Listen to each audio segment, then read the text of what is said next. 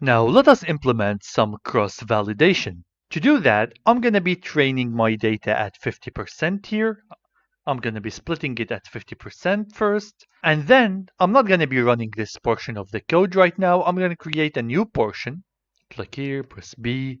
Okay. Let's create a cross-validation based training and accuracy calculation. I'm going to say here y1 underscore model is equal to model.fit xtrain and ytrain. Now it's time to predict. I'm going to say model.predict, and then we are going to say x underscore test. Now, I can put these two statements together if I just got this and say dot predict x test. It is the same thing. Now let's create y2 model and just say model.fit. This time we need to pass x test and y test. And then what do we need to predict? The training. Now we are training with the testing and testing with the training. So here it's going to be train. All right.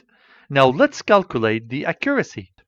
Now let's do the score evaluation. I'm going to say print model1, and then we are going to say accuracy underscore score.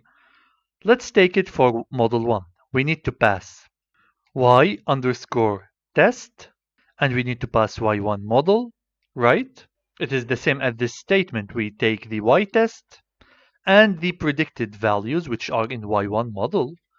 And now we need to pass here the ytrain and the y2 model, right? Because in this statement, training is testing and testing is training. Let's do that. We have a typo.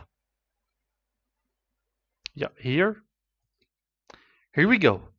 You can see that my model 1 got an accuracy of 87%, and the second model, here it should be model 2 actually, second model got an accuracy of 90%.